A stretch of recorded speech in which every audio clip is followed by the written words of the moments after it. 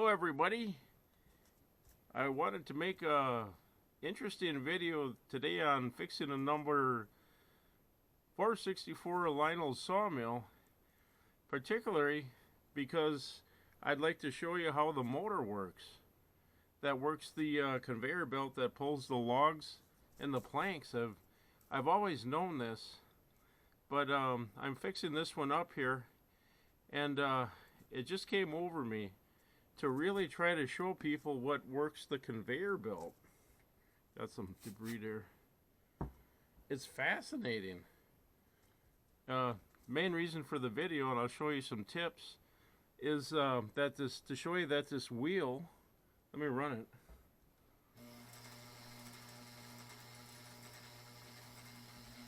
The conveyor belt pulley is worked by this fuzz on here.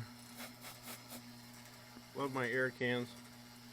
The way this it works, it ratchets the spring or string. Sorry, this string with the spring on the bottom is ratcheting on this plastic pulley with the groove.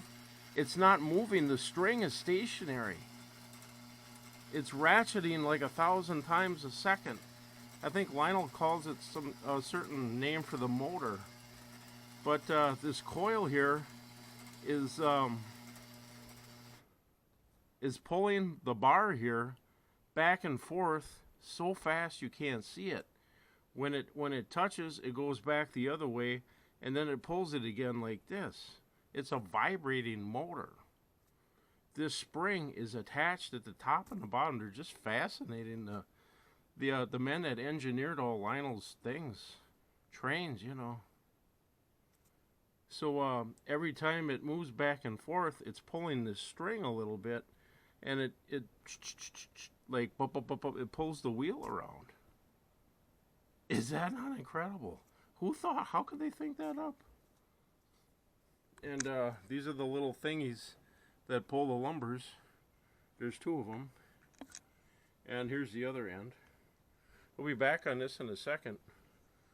But I got another one over here that's all done. I just happen to have two of them, and this is what they look like finished.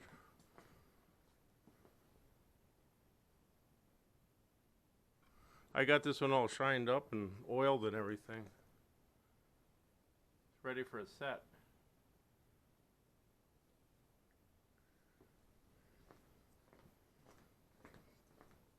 And this one doesn't take much work either. It worked when it came in. It didn't have proper soldering. I'm going to put the camera down here instead of moving it on now. Whenever you solder these really fine coated wires to anything, you got to take your sandpaper and kind of strip the end take the coating off it, or the solder won't stick. I had a loose one. As long as I had one, I soldered them both again. And these are just my test clips, you know. They both mount on the back here when I'm done, but this one had a broken railing. So I got a new railing for it from the train tender. You got to know the train tender if you're into Mark's American Flyer or Lionel. He's got everything. You can buy so many things from him. It also was missing the roof. I got this from the train tender, the roof, and the dust collector too he had. It comes separate. I had to paint the roof because it was black, and I wanted to kind of match the other part.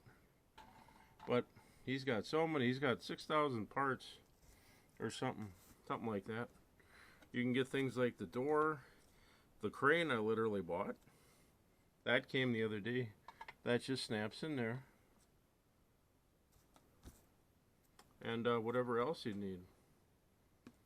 So he also, I know he has these replacement strings, but to fix these, you just need a drop of oil right in between here, but don't get anything on anything else. It'll slip, you know, you can't get any on the string. And so right about in here, you just want to put a drop. That's where the bearing is on the back of this, not here. And the other side, the same thing. a touch of oil, never over oil. It's just needless and then bad things happen. So I already did that. And then you, of course, adjust it with your speed. I'm working the throttle over here on my transformer. Run them off variable speed, something like this, so you can set it for best operation voltage. The log dumps, the milk cars, all that should all be variable voltage. You get lucky if you get it right on set voltage.